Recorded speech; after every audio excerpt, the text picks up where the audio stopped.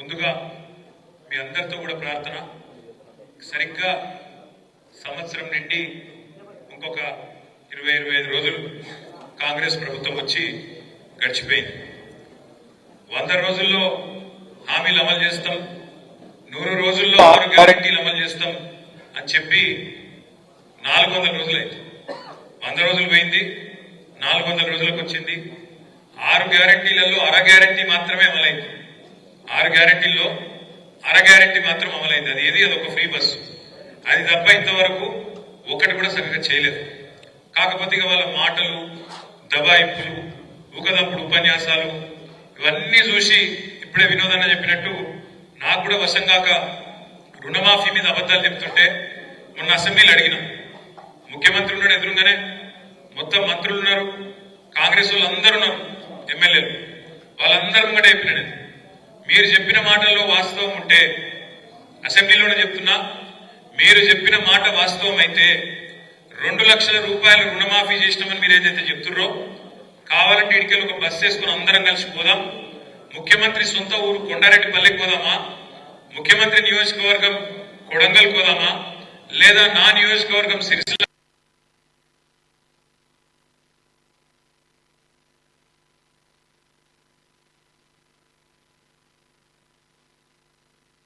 రాజీనామా చేసు కాదు, రాజకీయ సన్యాసం తీసుకుని అక్కడికి వెళ్ళండి మీకు అని చెప్పారు. కానీ కాంగ్రెస్ వాళ్ళు పాపం వాళ్ళు బయటనేమో నరుకుతున్నారు, అసెంబ్లీలో అడిగే వరకు నోరు పడిపోయినట్టు అయిపోయింది. ఏం చెప్పాలి, అటు ఇటు చూసారు. వెనకకెళ్ళి పెద్దపల్లి ఎమ్మెల్యే లేచాడు చెంగుమని. పెద్దపల్లి ఎమ్మెల్యే ఉన్నాడు విజయరామనారావు, మా మాజీ ఎమ్మెల్యే మనోహర్ సాబు ఇక్కడే ఉన్నాడు. విజయరామనారావు లేచాడు, ఆయన రేషం వచ్చింది లేచాడు, మైక్ తీసుకున్నాడు. ఏం చెప్తాడు రా నేను అనుకోండి, మీరు రాత్రి తమ్ముంటే పెద్దపల్లికి మా దగ్గర 70% రుణమాఫీ అయింది అన్నాడు. నేను అదే, మీరు సిగ్గులేదురా పోయి, మీకు ముఖ్యమంత్రి 100% అంటాడు, ఎమ్మెల్యే 100 అంటాడు, బయట బ్యాంక్ కూడా చాలా అంటాడు, బయట పోతేనేమో 20% కాలేదు, సిగ్గు ఇచ్చేది లేదు మీకు, కనీసం అబద్ధాలు చెప్పుకుంటున్నారని ట్రైనింగ్ తీసుకొని చిన్న మీరు బేకారున్నారని చెప్పండి.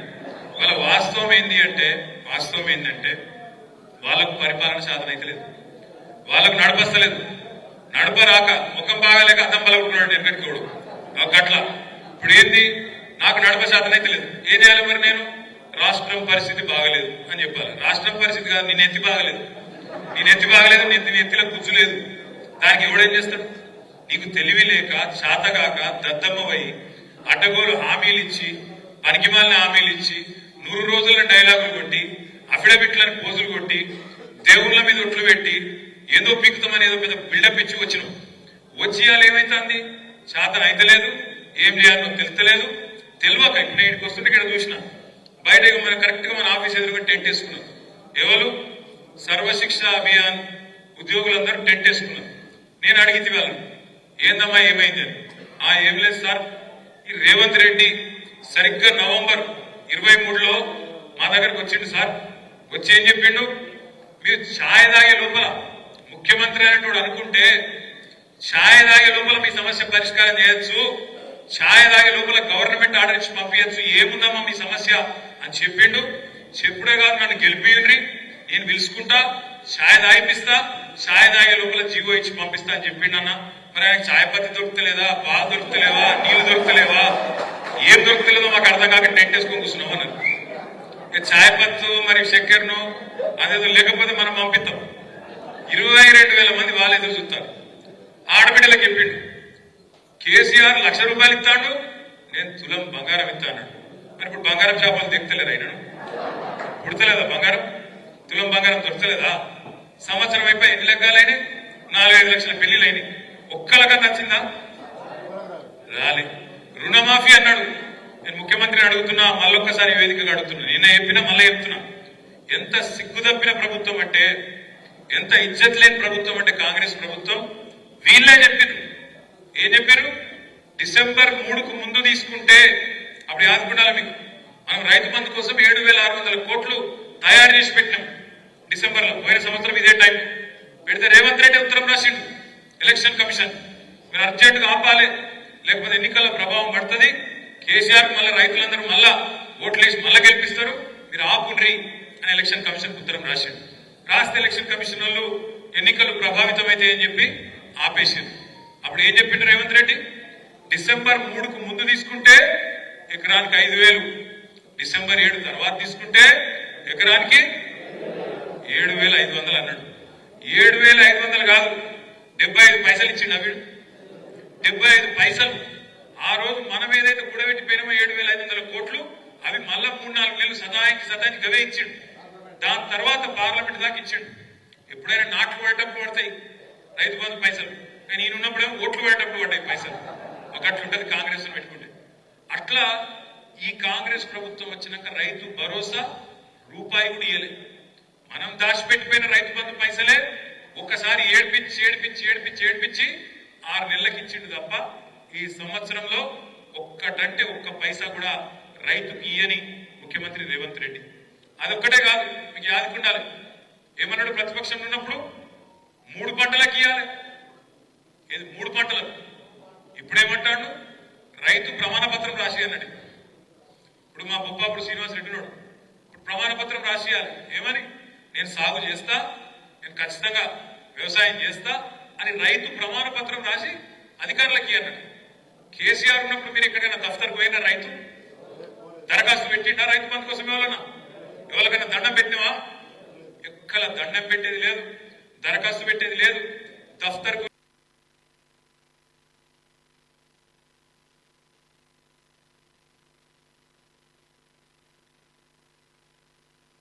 కోట్ల రూపాయలు రైతుల ఖాతాల్లో జమ చేసిన నాయకుడు కేసీఆర్ గారు.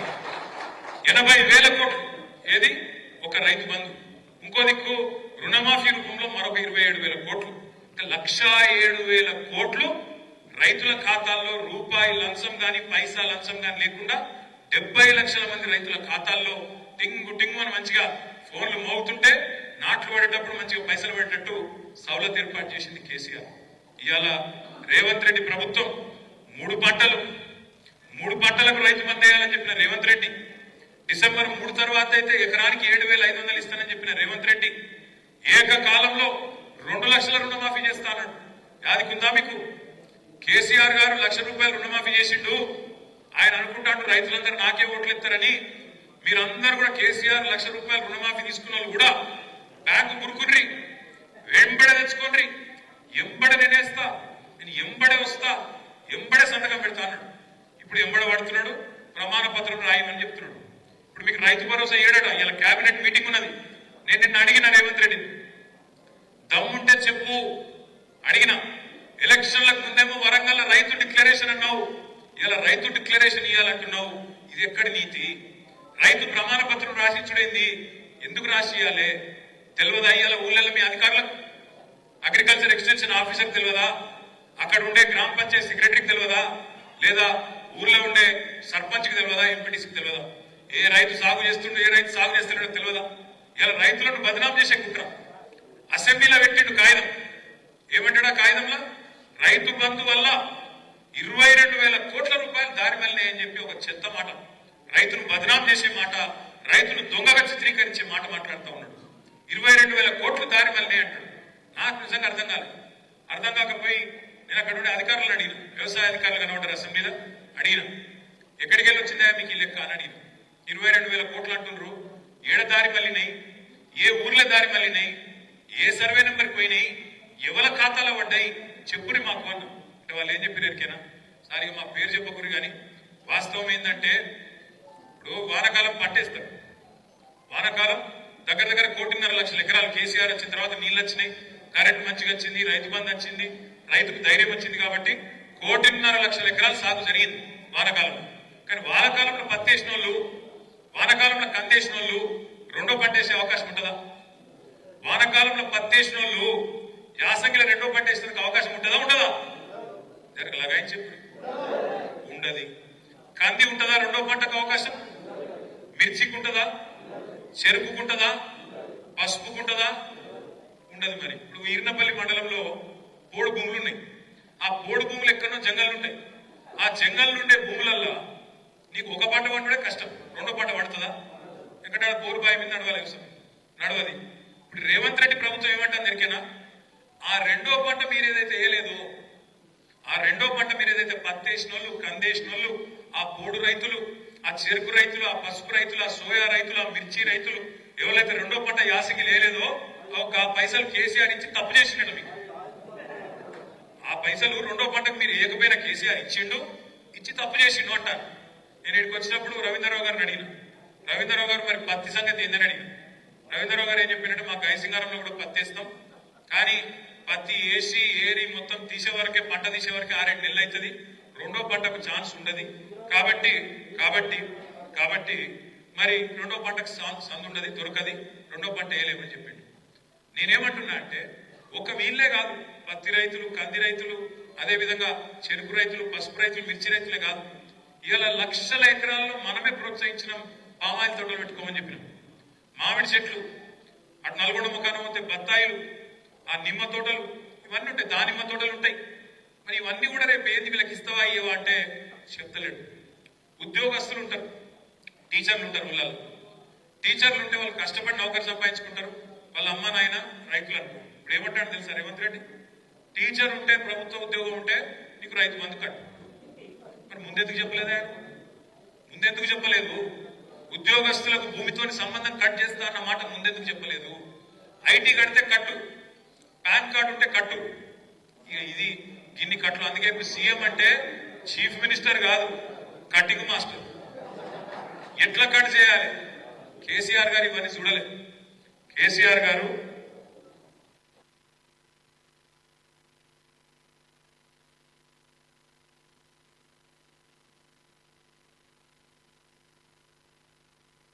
నీళ్లు తేవాలి, గోదావరి నీళ్ళని తేవాలి, కృష్ణ నీళ్ళని తేవాలి, సిరిసిల్ల లెక్క, మన వేములవాడ లెక్క, మన మానకొండూరు లెక్క, ఈ హుస్నాబాద్ లెక్క ఈ ప్రాంతం మొత్తం కూడా కరువు ప్రాంతంగా, మెట్ట ప్రాంతంగా పేరుపడ్డది. ఈ ప్రాంతంలో నీళ్లు తెచ్చి సస్యశ్యామలం చేయాలనుకున్నాడు. నేను ప్రామిస్ చెప్తున్న, సిరిసిల్లకు వచ్చిన ప్రతిసారి నేను మొదలు చూసేది ఏంటంటే ఆ తంగలపల్లి వాక్ కింద నీళ్లు ఉన్నాయా లేవా అని చూస్తా. మన ప్రభుత్వం పోయినాక ఒక 6-7 నెలల పాటు మాత్రం చూస్తే బాధ అనిపించేది. వచ్చిపోయేటప్పుడల్లా ఎండిపోయినట్టు మళ్ళీ ఎప్పటి లెక్క ఎండిపోయి మొత్తం మళ్ళీ ఎడారి లెక్క వాగు బాగా చండాలంగా ఉంటుండే. కానీ మళ్ళొక్కసారి నీళ్ళు వచ్చినాయంటే కేసీఆర్ పుణ్యం, కాళేశ్వరం పుణ్యం. సిరిసిల్ల ప్రాంతంలో, రాజన్న సిరిసిల్ల జిల్లాలో ఇవాళ నీళ్లు దుంకుతున్నాయంటే ఖచ్చితంగా గోదావరి జలాలు ఇక్కడ దాకా వచ్చినాయంటే అది కాళేశ్వరం పుణ్యం. కానీ ఆ కాళేశ్వరాన్ని కూడా ఎన్ని రకాలుగా బదనాం చేసిన మీకు యాదుకున్నారు. కాళేశ్వరంలో 1,00,000 కోట్లు కొట్టుకుపోయినాయి. మేడిగడ్డలో బర్రె పడ్డది, బర్రె మేడిగడ్డ బరాజు పడాలి, నీ పుర్రె పడ్డది. ఇలా పుర్రెలు సక్కగా లేవు. ఆ బర్రె పడ్డదని చెప్పి దానికి రాహుల్ గాంధీని తీసుకొచ్చి బర్రె చూడుర్రి చూడుర్రి దానికి ఫోటోలు కొట్టేది అంతర్జాతీయ ఏదో అయిపోయింది. ఏమైంది మరి? ఆడ భూకంపం వచ్చినా తట్టుకున్నది కదా, కాళేశ్వరం బరాజు తట్టుకోలేదా? మొన్న భూకంపం వచ్చింది అక్కడ మేడిగడ్డ కాడ, ములుగు జిల్లాల కింద సమ్మక్క సారక్క బ్యారేజ్ కాడ భూకంపం వస్తే కూడా 5.3 రిక్టర్ స్కేల్ మీద నమోదైతే కూడా ఏం కాలేదు. 28 లక్షల క్యూసెక్కుల వరద వస్తే కూడా మేడిగడ్డ బరాజ్ ఏం కాలేదు. నాకేందుకు అనుమానం ఉంది, పక్కా చెప్తున్నా, ఇదివరకు చెప్పినా మళ్ళీ చెప్తున్నా. ఆ రోజు కూడా ఏదో ఇల్లే చేసిర్రు అందరూ. ఆ రోజు కూడా ఖచ్చితంగా దాన్ని ఏమో చేసిర్రు. ఇలా కొంతమంది అక్కడోళ్ళు ఇక్కడోళ్ళు ఉన్నారు అలా ఆ పార్టీలో. ఇప్పుడు కూడా ఎట్లన్నా చేసి కొట్టుకపోవాలని చూస్తాను. ఎట్లన్నా చేసి కొట్టుకపోవాలి, కేసీఆర్ చెడ్డ పేరు రావాలి. మళ్ళీ లేకపోతే సంవత్సరం అయింది, ఎలక్షన్లన్నీ నడిచిపోయినాయి, చేయాల్సిన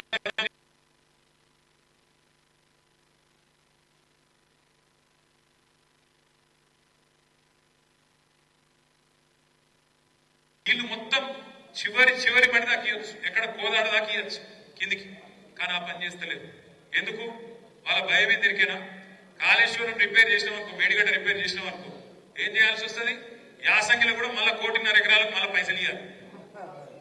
ఎట్లా ఎగబెట్టాలి కదా, ఎగబెట్టాలని ఈ కథ చేస్తారు. దయచేసి నేను మిమ్మల్ని కోరేది ఒకటి, కొత్త సంవత్సరం మనం కూడా ఈ సంవత్సరం ఒక విషయంలో స్పష్టతతో ముందుకు పోదాం. ఈ సంవత్సరం మనకు స్థానిక సంస్థల ఎన్నికల సంవత్సరం కాబోతా ఉన్నది. ఖచ్చితంగా ఎవరెవరైతే సర్పంచులుగా పోటీ చేయాలనుకుంటున్నారో, ఎవరెవరైతే ఎంపీటీసీలుగా పోటీ చేయాలనుకుంటున్నారో, ఎవరెవరైతే జిల్లా పరిషత్కు కౌన్సిలర్లుగా పోటీ చేయాలనుకుంటున్నారో, ఎవరెవరైతే సింగిల్ విండో డైరెక్టర్లుగా పోటీ చేయాలనుకుంటున్నారో వాళ్ళందరితో నా ప్రార్థన ఒకటే. ఇప్పుడే కొప్పుల ఈశ్వరన్ ఒక మంచి మాట చెప్పిండు, ప్రేక్షక పాత్ర వహించకండి అంటే చూసుకుంటా కళ్ళ పగించి కూసోకుండ్రి. అన్యాయం జరుగుతుంటే ప్రజల తరఫున కొట్లాడాలి, నిలబడాలి. నిలబడే క్రమంలో కేసులైనా పర్వాలేదు, ఏదైనా పర్వాలేదు, కానీ కేసులై ప్రజల కోసం నిలబడితేనే ఆయన నాయకుడు అవుతాడు తప్ప, లీడర్ అవుతాడు తప్ప ఎవరు పడితే వాళ్ళు కారు. అందుకే మీతోని ప్రార్థన, ఎవరెవరైతే ప్రజాప్రతినిధులు కావాలనుకుంటున్నారో గట్టిగా తిరగాలి, గట్టిగా మాట్లాడాలి, గట్టిగా నిలబడాలి. ఆ క్రమంలో అయితే ఒకటో రెండో కేసులు ఏం ఫరక్ పడుతుంది? ఏం బిగ్గగలుగుతాడు చిట్టినాయుడు? ఏమి కాదు, ఏం ఫరక్ పడది, ఏమి కూడా కాదు. మీరు ఎవరు భయపడక్కర్లేదు. ఇగో మన కళ్యాణ్ గారు, ఆయనతో పాటు హైదరాబాద్ నుంచి మొత్తం లీగల్ సెల్ కూడా వచ్చారు మీకోసం. ఇప్పుడే వినోద్ కుమార్ గారు చెప్పిన మాట, ఇక్కడ స్థానిక లాయర్లను కూడా ఒక ఇద్దరు ముగ్గురిని పెడతాం, ఆగరణకు అటాచ్ చేస్తాం. వాళ్ళకు నెలకు మొత్తం పార్టీ జీతం ఇస్తుంది, మొత్తం పార్టీ చూసుకుంటుంది, మీరు రూపాయి ఖర్చు పెట్టే అవసరం లేదు. రెండవది, హైకోర్టులో కూడా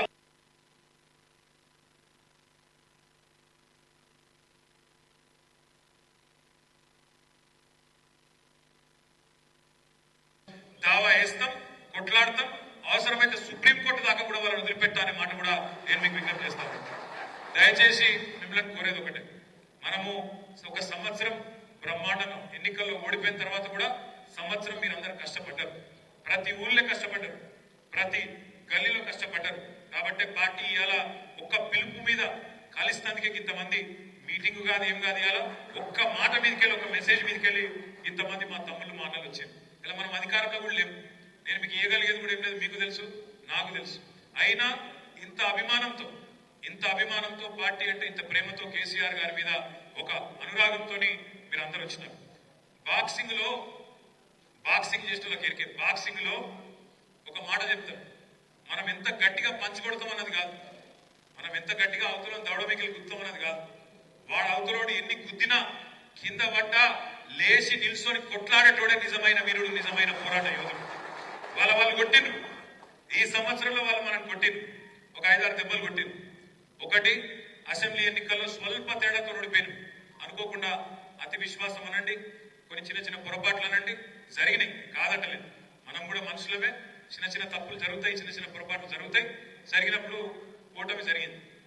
వెంటనే మన సార్కు, మన కేసీఆర్ గారికి ఈ తుంటి ఎముక విరిగి 3 నెలల పాటు ఆయన కూడా తిరగలేని పరిస్థితి వచ్చింది.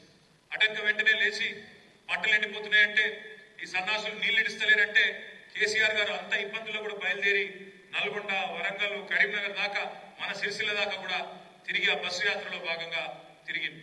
ఆ తర్వాత కృష్ణా నది మీద పెత్తనం మొత్తం తెలంగాణ ప్రభుత్వం కేంద్రానికి అప్పచెప్తున్నది అంటే, నల్లగొండలో భారీ బహిరంగ సభ పెట్టి గర్జిస్తే దెబ్బకే లేదు మేము అప్పచెప్తలేం, తప్పు చేసినామని చెప్పలేసుకున్నది కాంగ్రెస్ ప్రభుత్వం. ఆ తర్వాత పార్లమెంట్ ఎన్నికలు వచ్చినాయి. సరే, ఈ పార్లమెంట్ అప్పుడు ఒక విచిత్రమైన పరిస్థితి ఉండే దేశంలో. మరి ఏ కారణం చేతనో కొంతమంది మంచి వాళ్ళని కూడా కాదనుకొని ఇద్దరు అటు 8 ఇటు 8 ఇచ్చారు. కాంగ్రెస్ కి 8 ఎంపీలు, బీజేపీకి 8 ఎంపీలు. వాళ్ళు 8 వీళ్ళు 8 ఉన్నారు. కానీ ఇప్పటివరకు సంవత్సరం అయింది, వచ్చింది మాత్రం తెలంగాణ గుండుస్తున్నాం.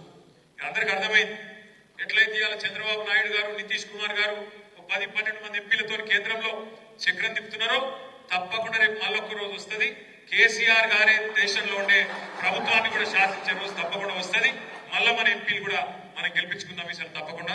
ఆ విషయంలో కూడా ఆ రోజు కొంత మనకు నష్టం జరిగింది. ఆ తర్వాత మనం గెలిపించిన ఎమ్మెల్యేలు ఒక 10 మంది పోయినారు. ఇట్లా ఈ సంవత్సరంలో చాలా దెబ్బలు తిన్నాం. కానీ ఎంత దెబ్బ తిన్నా, ఎన్ని రకాలుగా ఇబ్బంది పడ్డా, ఒకటి మాత్రం పక్క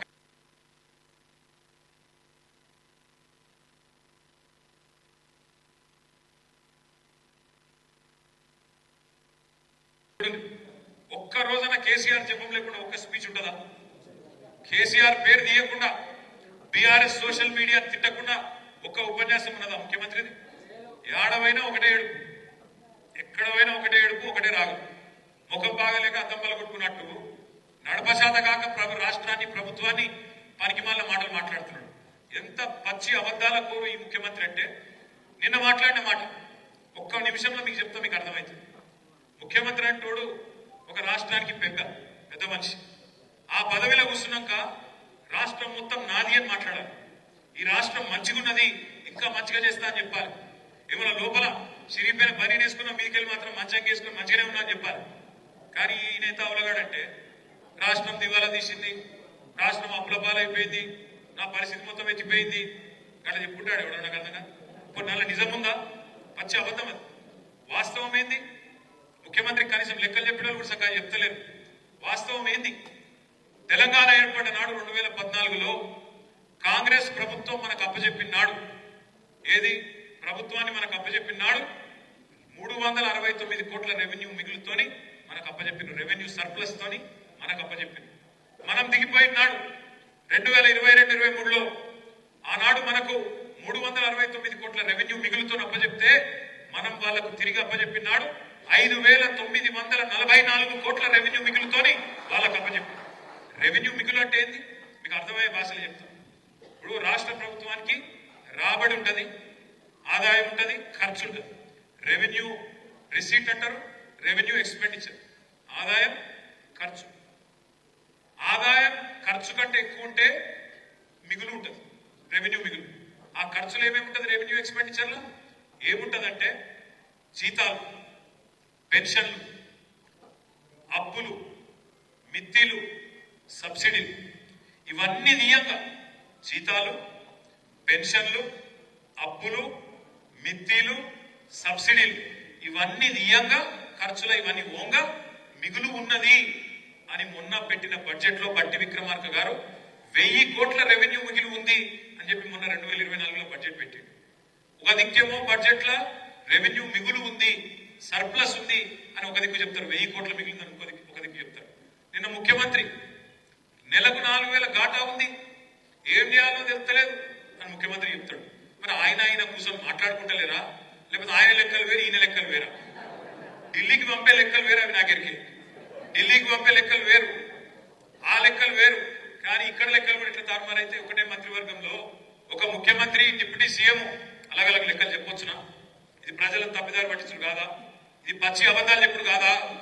నీ ప్రభుత్వంలో నువ్వు పెట్టిన బడ్జెట్ లో నువ్వు కేబినెట్ లో కూర్చొని సంతకం పెట్టింది ఏంటి?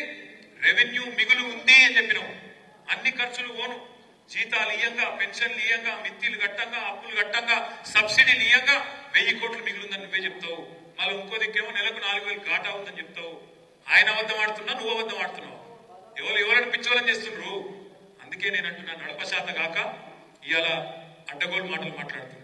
ఇంకొక దిక్కుమాల ప్రచారం చేస్తాడు. దీన్ని మనం ఊరూరా తిప్పి కొట్టాలి, బరాబర్ కొట్టాలి. మనం ఏదో అప్లపాలు చేసిపోయినాం రాష్ట్రాన్ని అంటాడు. మీకు ఇవాళ మళ్ళొక్కసారి చెప్తున్నాం, మనం మీరు చూసింటారు అసెంబ్లీ, మళ్ళొక్కసారి చెప్తున్నాం. మనం చేసిన అప్పులు మొత్తం పురుజా లెక్క తీస్తే, మొత్తం హిసాబ్ కితాబ్ చేస్తే, మనం 10 ఏళ్లు ప్రభుత్వాన్ని నడిపి మనం చేసిన అప్పు 4,17,000 కోట్లు. అంటే సంవత్సరానికి 40,000 కోట్ల చిల్లర.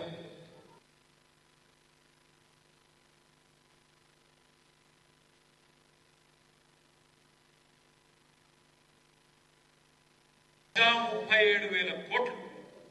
సరే, మరి కేసీఆర్ గారు 4,17,000 కోట్లు అప్పు చేసిండు. కానీ కేసీఆర్ ఏమేమి ఇచ్చిండు? 1,23,000 కోట్లు రైతులకు ఇచ్చిండు. రైతు బంధు ఇచ్చిండు, పెట్టుబడి ఇచ్చిండు, లోన్ ఫేవర్ చేసిండు. కేసీఆర్ గారు ఆ పని చేసిండు. 24 గంటల కరెంట్ ఇచ్చిండు కేసీఆర్. కొత్తగా సబ్ స్టేషన్లు కట్టిండు, రోడ్లు కట్టిండు, కాళేశ్వరం లాంటి ప్రాజెక్టు కట్టిండు, ఇంటింటికి నల్లా ఇచ్చిండు, జిల్లా కేంద్రాలు చేసిండు, కలెక్టరేట్లు కట్టిండు, ఎస్పీ బిల్డింగ్లు కట్టిండు, కొత్త దవాఖానాలు కట్టిండు, జిల్లాకు ఒక మెడికల్ కాలేజ్ పెట్టిండు, జిల్లాకు ఒక నర్సింగ్ కాలేజ్ పెట్టిండు, 1000 గురుకుల పాఠశాలలు పెట్టిండు. ఇంకా చెప్పాలంటే ఇంకో గంట చెప్పచ్చు. కేసీఆర్ 4,17,000 కోట్లు అప్పు చేసి ఏం చేసిండంటే, గంట చెప్తే నేను ఏమేం చేసిండు, నువ్వేం చేసినావు చెప్పురా పోయి. 1,37,000 కోట్లు అప్పు చేసినావు కదా సంవత్సరంలో, ఏం చేసినావు ఒక పని చెప్పు. ఇక్కడ ఇంటికి తీసి అక్కడ పెట్టినావా? ఎక్కడన్నా ఒక కాడు ఒక్క పథకం చాలు చేసినావా? ఉన్నాయి కూలగొట్టుడు తప్ప కొత్తవి కట్టినాడేమన్నా? ఉన్నాయి కూలగొట్టుడు తప్ప కట్టిందేమన్నా ఉందా ఎక్కడన్నా? హైడ్రా పేరు మీద పేదవాళ్ళ గుడిసెల మీద వాడు, రేకుల షెడ్ల మీద వాడు, ఇళ్ల మీద వాడు, కూలగొట్టుడు. డిపిఆర్ లేదు, మన్ను లేదు, కానీ పైసలు కావాలి, ఢిల్లీకి పంపాలి కాబట్టి మూసీల పడి అక్కడ ఉండే పేదల మీద ప్రతాపం చూపెట్టుడు తప్ప ఈయన చేసిందే ఒక్క స్కీమ్ స్టార్ట్ చేసిండా? కొన్ని రైతు భరోసా ఇచ్చిండా? ఆడబిడ్డలకు 2,500 వేస్తానని వేసిండా? తులం బంగారం ఇచ్చిండా? స్కూటీలు ఇచ్చిండా? 10 లక్షలు 15 లక్షలు ఇస్తా చదువుకున్న పిల్లగాళ్ళకి అన్నాడు, ఇచ్చిండా? ఎవ్వరికి ఒక రూపాయికి ఒక ఇల్లు ఇచ్చిన పోని. ఇందిరమ్మిల్లు లాంటివి ఉన్న ఇల్లే కూలగొడుతుంది. ఆయనతో ఉన్న ఇల్లే కూలగొట్టి కలర్లు మార్చుడు వేరు. ఊసరవెల్లి కంటే వేగంగా కలర్లు మారుస్తుండు. కానీ నేనేమంటున్నా అంటే, ఒక్క కొత్త పథకం లేదు, ఒక్క ఇటుక కట్టి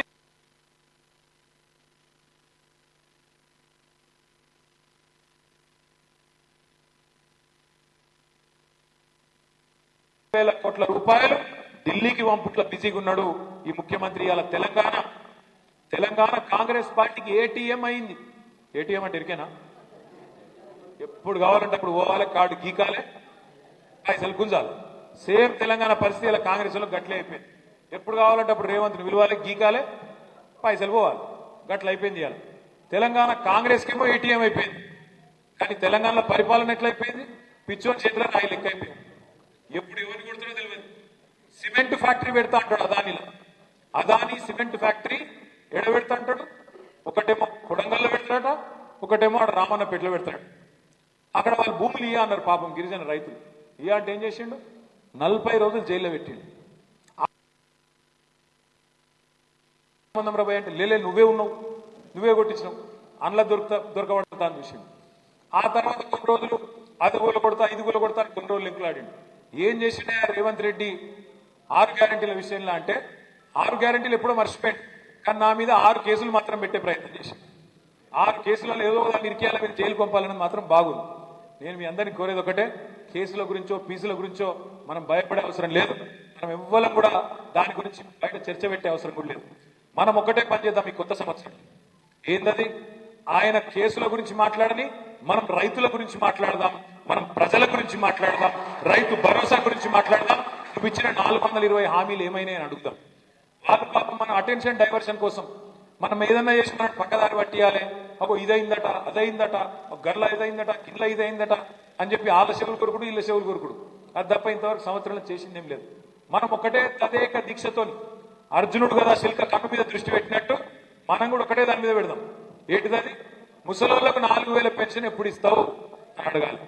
ఒక్కొక్క నెల ఒక్కొక్క కార్యక్రమం తీసుకుందాం అవసరమైతే కొత్త సంవత్సరంలో మంచిగా తీసుకొని నెలకొక్క ప్రోగ్రాం. ముసలోళ్లకు 4000 పెన్షన్ ఎప్పుడు ఇస్తావు? ఆడబిడ్డలకు నెలకు 2500 ఎప్పటి నుంచి ఇస్తావు? స్కూటీలు ఎప్పటి నుంచి ఇస్తావు? పిల్లగాళ్లకు ఫీజు రీయింబర్స్మెంట్ ఎప్పుడు ఇస్తావు అని చెప్పి నెలకొక్క ప్రోగ్రాం పెట్టుకుందాం.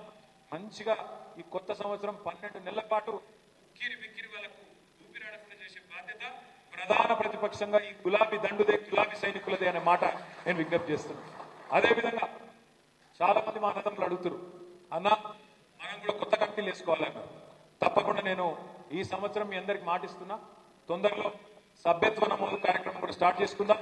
మంచిగా బూత్ కమిటీ నుంచి వార్డు కమిటీ, గ్రామ కమిటీ, మండల కమిటీ, పట్టణ కమిటీ, నియోజకవర్గ కమిటీ, జిల్లా కమిటీ,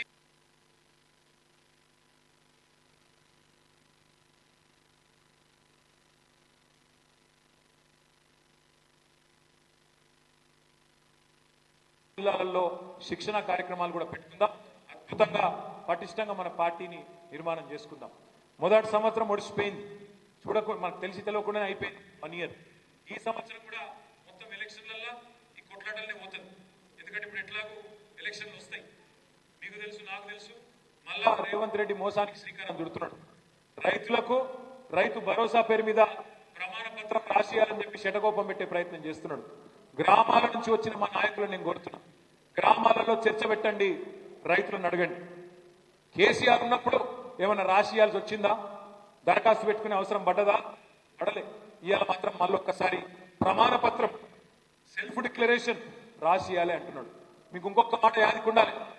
సరిగ్గా సంవత్సరం కిందట 28 డిసెంబర్ నాడు, 28 డిసెంబర్ నుంచి జనవరి మొదటి వారం దాకా ప్రజాపాలన పేరు మీద దరఖాస్తులు తీసుకున్నారు. యాదుకుందా? మర్చిపోయారా? రేవంత్ రెడ్డి అంటే మర్చిపోయింది, మీరు మర్చిపోకూడదు. 1,06,00,000 మంది దరఖాస్తులు పెట్టారు.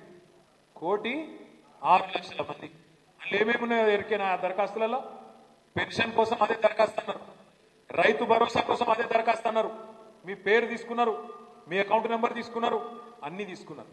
మరి మళ్ళీ ఎందుకు పెట్టమంటున్నారు దరఖాస్తు? 1,06,00,000. కరెక్ట్ మాట చెప్పినాడు మా తమ్ముడు. ఎక్కడికి వెళ్ళి చెప్పిండు?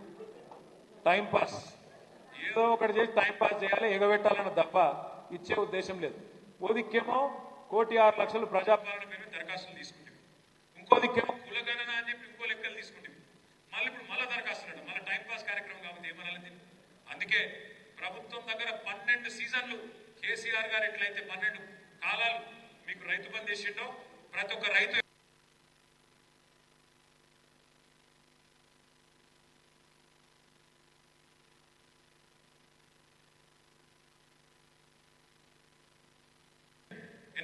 ఏమన్నాడు 22 లక్షల మంది కౌలు రైతులు ఉన్నారు తెలంగాణలో. వాళ్ళందరూ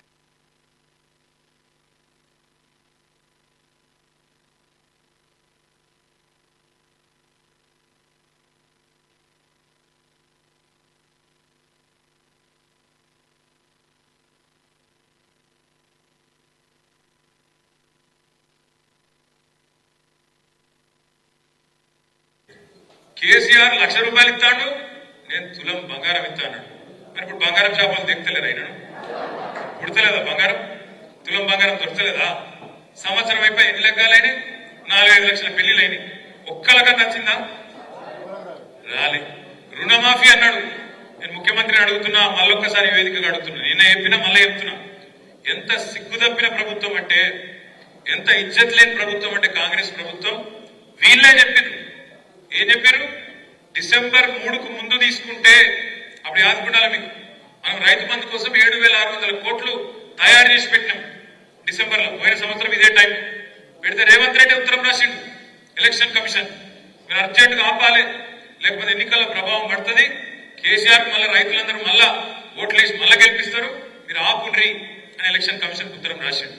రాస్తే ఎలక్షన్ కమిషన్ వాళ్ళు ఎన్నికలు ప్రభావితమైతే అని చెప్పి ఆపేసింది. అప్పుడు ఏం చెప్పిండు రేవంత్ రెడ్డి? డిసెంబర్ 3కు ముందు తీసుకుంటే ఎకరానికి 5,000, డిసెంబర్ 7 తర్వాత తీసుకుంటే ఎకరానికి 7,500 అన్నాడు. 7,500 కాదు, 75 పైసలు ఇచ్చిండు అవిడు. 75 పైసలు. ఆ రోజు మనం ఏదైతే కూడబెట్టిపోయినామో 7,500 కోట్లు, అవి మళ్ళా 3-4 నెలలు సదానికి గవే ఇచ్చిండు. దాని తర్వాత పార్లమెంట్ దాకా ఇచ్చిండు. ఎప్పుడైనా నాట్లు పడేటప్పుడు పడతాయి రైతు బంధు పైసలు, కానీ ఈయన ఉన్నప్పుడేమో ఓట్లు పడేటప్పుడు పడ్డాయి పైసలు. ఒకట్లుంటది కాంగ్రెస్ పెట్టుకుంటే. అట్లా ఈ కాంగ్రెస్ ప్రభుత్వం వచ్చినాక రైతు భరోసా రూపాయి కూడా ఇయ్యలే. మనం దాచిపెట్టిపోయిన రైతు బంధు పైసలే ఒక్కసారి ఏడ్పించి 6 నెలలకు ఇచ్చిండు తప్ప ఈ సంవత్సరంలో ఒక్కటంటే ఒక్క పైసా కూడా రైతుకి ఇయ్యని ముఖ్యమంత్రి రేవంత్ రెడ్డి. అదొక్కటే కాదు, మీకు యాదుకుండాలి. ఏమన్నాడు ప్రతిపక్షం? ఎంత అయింది లెక్క? ఎంత? ఈయన అనుకున్నా నాకంటే బేకారు అనుకున్న లెక్క. 30,000 బాకీ. ఒక్కొక్క ముసలమ్మకు ఒక్కొక్క ముసలయ్యకి ఎంత బాకీ?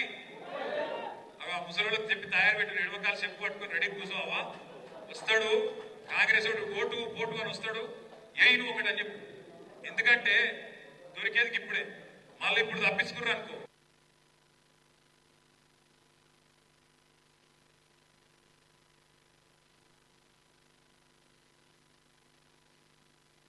అనుకుంటారా మీకు? మనం రైతు బంధు కోసం 7,600 కోట్లు తయారు చేసి పెట్టినాం డిసెంబర్లో. పోయిన సంవత్సరం ఇదే టైం పెడితే రేవంత్ రెడ్డి ఉత్తరం రాసిండు ఎలక్షన్ కమిషన్, మీరు అర్జెంటుగా ఆపాలి, లేకపోతే ఎన్నికల ప్రభావం పడుతుంది, కేసీఆర్ మళ్ళీ రైతులందరూ మళ్ళా ఓట్లేసి మళ్ళా గెలిపిస్తారు, మీరు ఆపుండ్రి అని ఎలక్షన్ కమిషన్ ఉత్తరం రాసిండు. రాస్తే ఎలక్షన్ కమిషన్ వాళ్ళు ఎన్నికలు ప్రభావితమైతే అని చెప్పి ఆపేసింది. అప్పుడు ఏం చెప్పిండు రేవంత్ రెడ్డి? డిసెంబర్ 3కు ముందు తీసుకుంటే ఎకరానికి 5,000, డిసెంబర్ 7 తర్వాత తీసుకుంటే ఎకరానికి 7,500. కేసులు పెట్టించి ఏదో పైశాచిక ఆనందం పొందుతాం అనుకుంటారు. మన చేతిలో 4-5 సార్లు ఓడిపోయినాక పాపం కొద్దిగా మధ్యస్థిమితం తప్పి దివాళ పనులు చేస్తారు. ఆడ పైన ముఖ్యమంత్రి ఎట్లుండో ఇక్కడ ఈ అవలగాలు కూడా అట్లే ఉన్నారు. నేను వాళ్ళందరికీ ఒకటే చెప్తున్నా, మీకు కూడా ఒకటే చెప్తున్నా. ఇవాళ మిమ్మల్ని ఏ ఊర్లో ఏ మండలంలో ఎవడెవడు సతాయిస్తుండో మంచిగా రాసి పెట్టుకోండి. వాళ్ళకు మిత్తితో సాగించే బాధ్యత నాకు. నేను ఇదేదో ఉత్తగా చెప్తలేను. నేను కూడా అన్ని రాసుకుంటున్నా. అసెంబ్లీలో కూడా ఎవరెవరు ఏం మాట్లాడుతున్నా కూడా నేను కూడా రాసుకుంటున్నా. మీరు కూడా రాసుకోండి. బరాబర్ చెప్తున్నా. వీళ్ళు ఒక్కొక్కరు టైం వస్తుంది, మళ్ళా వస్తుంది. ఎందుకంటే ప్రజలకు ఆల్రెడీ అర్థమైంది. దేశపతి శ్రీనివాస్ గారు మొన్న ఇక్కడికి వచ్చిండు దీక్షా దివస్ అప్పుడు. ఒక మంచి కథ చెప్పిండు మీకు యాదకుండా. నేను మళ్ళొక్కసారి కథ చెప్తా, మీరు వినుండ్రి. అది తిన్నాక మనం పని చేసుకుందాం, ఆ తర్వాత భోజనానికి పోదాం. ఒకసారి ఒక జంగల్ అడవిలా, మరి పేద అడవి, ఇప్పుడు ఒకప్పుడు మన కోనరావుపేట అడవిలకు పేద అడవి, అది కూడా అసలు అడవిలా చాలా రకాల జంతువులు ఉండేది.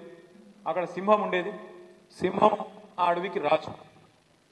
అయితే సింహం కొద్దిగా డల్ అయింది, ఎందుకో వయసు మీద పడ్డదో ఇంకోటి డల్ అయింది. కొద్దిగా డల్ కాగానే కొత్త రాజు ఎవరు అని చెప్పినాడు.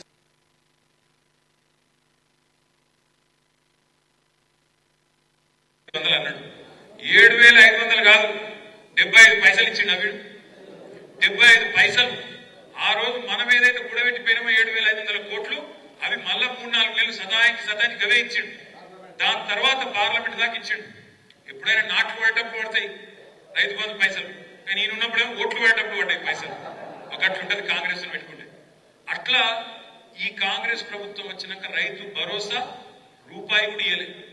మనం దాచిపెట్టిపోయిన రైతు బంధు పైసలే ఒక్కసారి ఏడిపించి 6 నెలలకు ఇచ్చిండు తప్ప ఈ సంవత్సరంలో ఒక్కటంటే ఒక్క పైసా కూడా రైతుకి ఇయ్యని ముఖ్యమంత్రి రేవంత్ రెడ్డి. అదొక్కటే కాదు, మీకు యాదుకుండాలి, ఏమన్నాడు ప్రతిపక్షంలో ఉన్నప్పుడు 3 పంటలకు ఇవ్వాలి. ఇది 3 పంటలు 4 రోజులు నడిచింది సినిమా. నడిచింది ఇక రోజు ఇటుకుడు అటుకుడు ఇటు దుంకుడు అటు దుంకుడు, పని చేసుడు లేదు, మన లేదు. ఆయనతో ఒక రోజు ఏమైంది, ఆయనతో అన్ని జంతువులు కలిసి మీటింగ్ పెట్టుకున్నాక ఈ నక్క కూడా వచ్చింది, నీలం రంగు నక్క. పుసుకున్న అయితే ఏమైంది, వాన పడితే ఏమైంది, రంగు మొత్తం పోయి. రంగు అయినాక నక్క సంగతి ఏమైంది, ఈ పలిగింది, మళ్ళీ ఉరికించింది. సేమ్ టు సేమ్ ఇదే కథ తెలంగాణలో కూడా ఇలా జరుగుతుంది. ఒక నీలం రంగు నక్క, ఆ నీలం రంగు ముసలి నక్క కాంగ్రెస్. ఆ నక్కను మళ్ళొక్కసారి నమ్మి మోసపోయినాం, కానీ ఏం పర్వాలేదు, అప్పుడప్పుడు జరుగుతాయి. మనకు కూడా మంచిగా జరిగింది, మనం బాధపడేది కూడా ఏం లేదు. 5 ఏళ్ళు మనం కూడా అధికారానికి దూరం అయితే మనం కూడా ఏమైనా చిన్న పొరపాట్లు చేసింటే వాటిని మనం కూడా సరిదిద్దుకునే అవకాశం మనకు దక్కింది. అట్లాగే ప్రజలకు కూడా అర్థమైంది.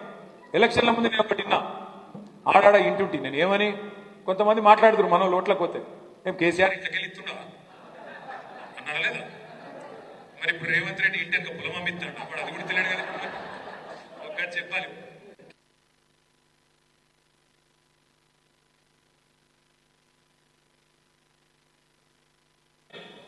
ఇప్పుడేమంటాడు, రైతు ప్రమాణ పత్రం రాసియాలండి. ఇప్పుడు మా బొప్పాపుడు శ్రీనివాస్ రెడ్డి నాడు ప్రమాణ పత్రం రాసియాలి ఏమని, నేను సాగు చేస్తా, ధన్యవాదాలు చెప్పాలి. గట్ల చూసుకున్నాడు కేసీఆర్. మరి ఇప్పుడు వీళ్ళ సంగతి మీకు కనబడుతూనే ఉంది. నక్క నిజరూపం బయటపడ్డట్టు కాంగ్రెస్ అనే ముసలి నక్క నిజరూపం బయటపడ్డది. ప్రజలు కూడా మమ్మల్ని అడుగుతారు. నిన్న నా దగ్గరికి ఒక జంట అమెరికాకి వెళ్ళి వచ్చారు. అమెరికాలో వాషింగ్టన్ డీసీలు ఉంటారు వాళ్ళు. పిల్లలు తీసుకొని సెలవులకు వచ్చారు డిసెంబర్లో. కలిసిపోతాం, ఫోటో దిగిపోతామని వచ్చారు హైదరాబాద్. వచ్చినాక మాట్లాడుకుంటా ఆ అమ్మాయిది మన చొప్పదండి కాన్స్టిట్యున్సీ మల్యాల ఉన్నాడు.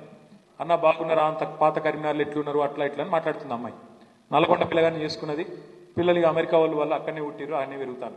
ఆ అమ్మాయి అంటాను, అన్న వాస్తవం చెప్తున్నానే, నిజంగా బాధ అనిపిస్తుంది. ఈ సంవత్సరం చూస్తేనే ఇట్లా అనిపిస్తుంది, ఎట్లా పిచ్చోని చేతులు రాయిపోయినట్టుంది తెలంగాణ అనుకుంటే ఏమంటాను తెలుసా నన్ను. పాప అమ్మాయి అమాయకంగా అడిగింది, అన్న ఏం చేయరాదా, ఏం చేయాలని నేనన్నా. ఏం చేయాలమ్మా అని నేనన్నా.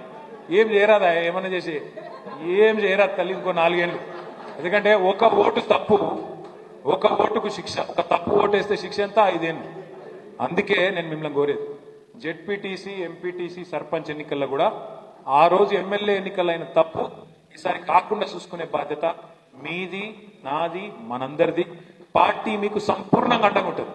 ఎవరెవరైతే కొట్లాడతారో వాళ్ళకు అన్ని రకాల సహకారం, వాళ్ళకు అన్ని రకాల పూర్తి బ్యాకప్ నేనుంటా, సహకారంగా నేను నిలబడతా.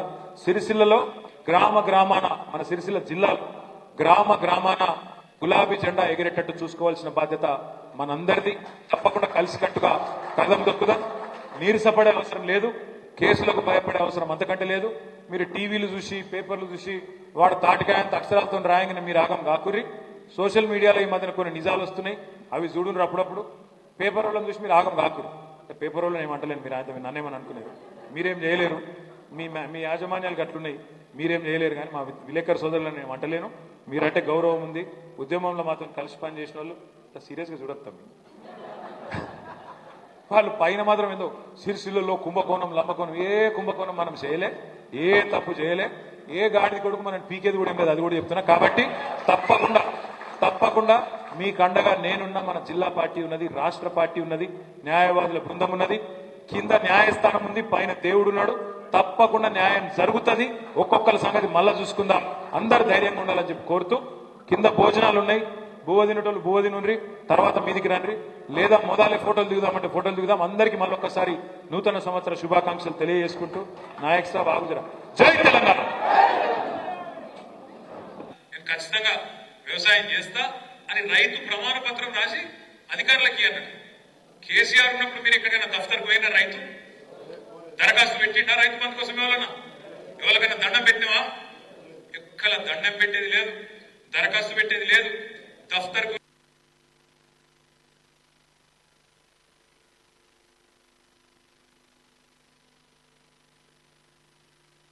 రూపాయలు రైతుల ఖాతాల్లో జమ చేసిన నాయకుడు కేసీఆర్ గారు. 80,000 కోట్లు ఏది ఒక రైతు బంధు, ఇంకో దిక్కు రుణమాఫీ రూపంలో మరొక 27,000 కోట్లు, 1,07,000 కోట్లు రైతుల ఖాతాల్లో రూపాయి లంచం గాని పైసా లంచం గాని లేకుండా 70 లక్షల మంది రైతుల ఖాతాల్లో టింగు టింగు అని మంచిగా ఫోన్లు మోగుతుంటే నాట్లు పడేటప్పుడు మంచిగా పైసలు పడేటట్టు సౌలత్ ఏర్పాటు చేసింది కేసీఆర్. ఇవాళ రేవంత్ రెడ్డి ప్రభుత్వం 3 పంటలకు రైతు బంధు వేయాలని చెప్పిన రేవంత్ రెడ్డి, డిసెంబర్ 3 తర్వాత అయితే ఎకరానికి 7,500 ఇస్తానని చెప్పిన రేవంత్ రెడ్డి ఏకకాలంలో 2 లక్షల రుణమాఫీ చేస్తారు.